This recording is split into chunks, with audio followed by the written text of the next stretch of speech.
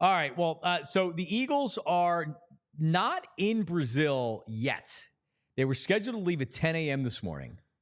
I know a lot of the media is already there or arriving. We said our own Zach Berman probably is boots on the ground. So check his Instagram feed because we know Twitter doesn't work there, but you can still do Instagram and things like that. But so they're going to land local time. It's weird. It's a long flight, but they're only an hour behind as far as the clocks. It's like a 10-hour flight, 10-hour direct flight, depending on where you're going from. So the time difference won't be that big of a deal. But so they'll land it like, again, I think they're going to be back at their hotel. They're scheduled like 10 p.m. So they'll probably just eat and then go to bed or whatever. And then they'll start their day tomorrow. And then the game's coming up on Friday. So this is going to happen pretty quick. The game's Friday. It's already Wednesday. So we already had a short week. So you don't realize that it's like, oh, in 2 days, it's going to be a game day. Got Thursday Night Football that starts tomorrow. But the Eagles now, Tyler, are just 2.5-point favorites on the BetParx app. I was looking this morning, which, you know, I'm a guy that likes to look at lines and likes to see where money, the public, if it's pulling a bet a certain way, if it's moving the line. And it seems like some money's moving the line at least a little bit. It went down 0.5 point. I would anticipate maybe coming down to 2 before kickoff.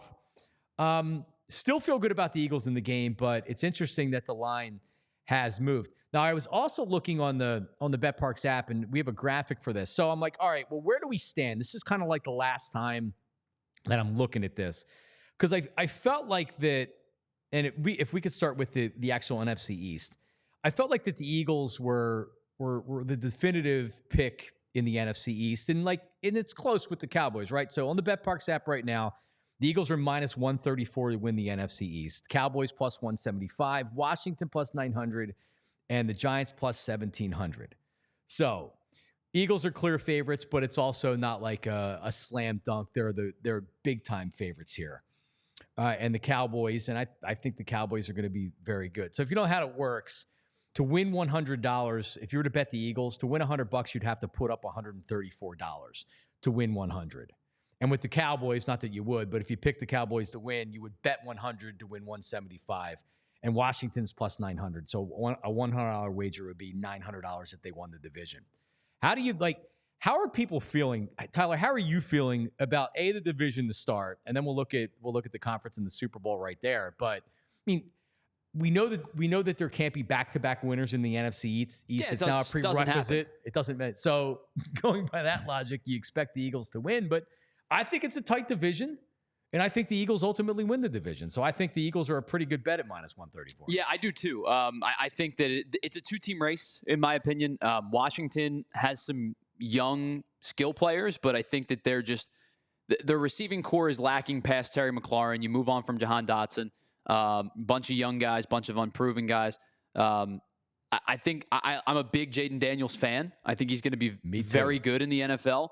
Tough to come in as a rookie and take a team that's probably not ready to compete, a team that had the number 2 overall pick last year and, win a division. I think they're going to be one of those teams that you would rather play in weeks like 1 through 6 as opposed to 10 through 17. Right. But I think that they're the third best team in the division. I believe New York is going to be garbage this year. I think they legitimately could have a claim to be the worst team in the NFL. I do truly believe that. I think this is a two-team race. It's the Eagles and the Cowboys. The Cowboys' skill position players are very, very good. Dak Prescott's a good quarterback. I know there's a lot of crap for Dak Prescott in the city because, the untimely interceptions in the playoffs, and he's the Cowboys quarterback, and he's Dak Prescott. He's a good quarterback. The running back room is a question mark with Rico Dowdle and Zeke back in the fold, and now Dalvin Cook. CeeDee Lamb gets signed. He should be happy. Jake Ferguson's a good tight end too. They're a good football team. The Eagles are a good football team. I think this is going to be a good division race. But I do believe that the odds are correct in this particular instance. I think the Eagles are the best team in the division. And therefore I would take them to win the NFC East. I like Washington. I should know the over-under for Washington. I'm assuming, I think they're going over.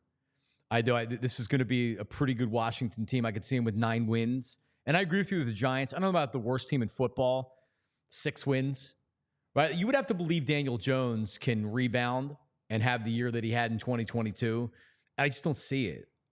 Oh, me neither. I think all. that they are in desperate, like, please get us out of this contract situation. Like, they're just counting down the days. Oh, yeah, they know. Until Daniel Jones doesn't eat their money anymore.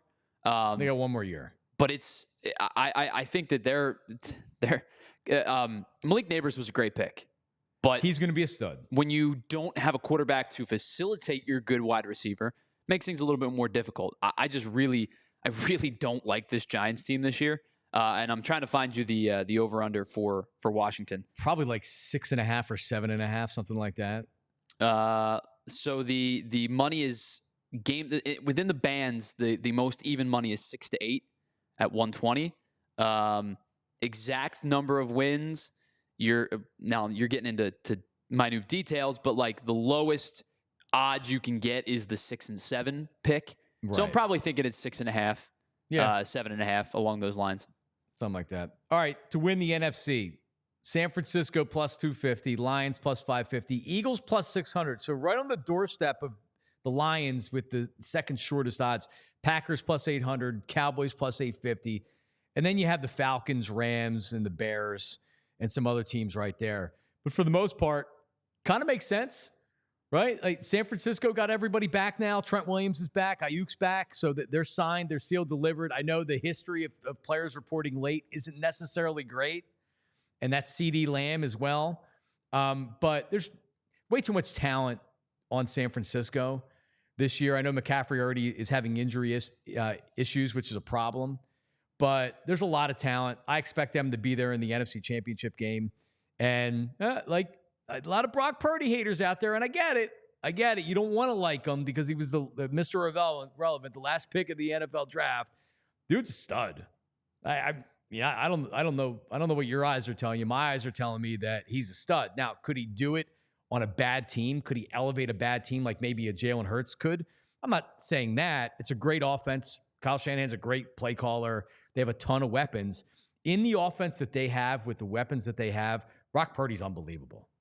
And I would be shocked if the 49ers weren't right there towards the end of the season. Now, injuries and things like that, and it's tough to do it year after year. But I'm not surprised about the 49ers. We talked about the Lions yesterday with when Anthony came in here, and Lions are a very talented team. And then, like, Eagles and Packers, I don't disagree with how this lines up, Tyler. Packers are going to be a good team. And the Cowboys are going to win 10, 11, 12 games. Yeah. Period. Yeah, I think they're a double-digit win team for sure. Yeah. So, but now that doesn't mean they're winning a Super Bowl or winning an NFC Championship or getting to an NFC Championship game. Like, that's never what you talk about with the Cowboys. Regular season wins, Dak Prescott's a very good quarterback. Yeah, he's going to throw for 4,000 yards. Easy. He's going to throw for 4,000 yards. He'll probably throw upwards of 30-plus touchdowns. His over-under is like 4,800. That's insane. Probably going to get close. They think he's going to get close to 5,000. And so, right. And that's why I think that, I get it. The playoff moniker about the Cowboys and Dak Prescott. And, the last time you saw Zeke in a Cowboys jersey, he was lining up under center on the final play of a game, and it was weird and all of it. I get it. It's a good football team. I think that, you don't be blinded by your hatred for the team. They're a good team. They're going to be a tough out. I do think the Eagles are better, but it's slightly better. Yeah, it's close for sure. All right, to win the whole shebang, Chiefs plus 550, 49ers plus 600, Ravens plus 1,000, Lions plus 12. The Bengals and the Eagles, interesting, the Bengals-Eagles plus 1,400, Bills plus 1,600, along with the Texans. So they're the top ones right there. Man, I like Joe Burrow, but can he ever stay healthy? Right? Like, I don't know. Lions, God, the Lions win a Super Bowl. That'd be unbelievable. Baltimore Ravens, you had said yesterday if you were picking a team to win that wasn't the Eagles, it'd be the Ravens. Yeah. Ravens Chiefs start the season tomorrow night. Really good game tomorrow. In Arrowhead. That's a good game.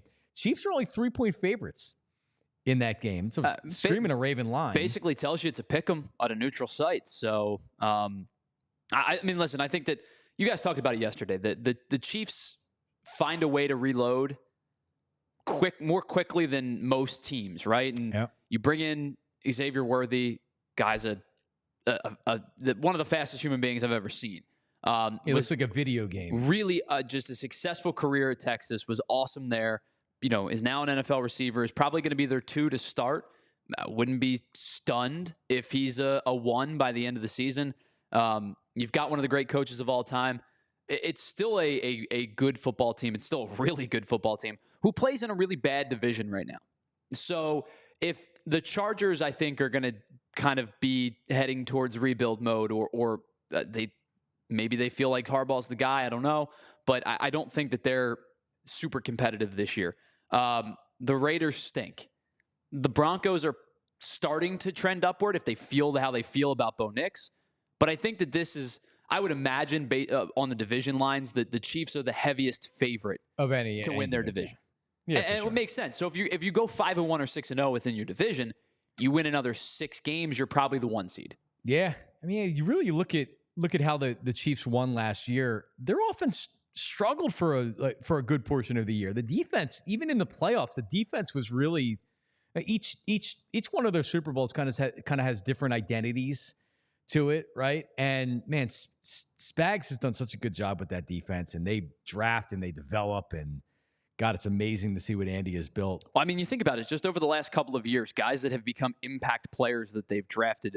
George Karlaftis, the edge rusher out of Purdue, has become an impact player. Nick Bolton, the linebacker from Missouri, has been an impact player. They're using Leo Chanel now from Wisconsin, and he's kind of in a little bit of a hybrid role because, he's that type of guy. Trent McDuffie, they draft out of Washington, and they've got a lot of guys that they have drafted and cultivated it into their Chiefs system defensively that just they're working for them.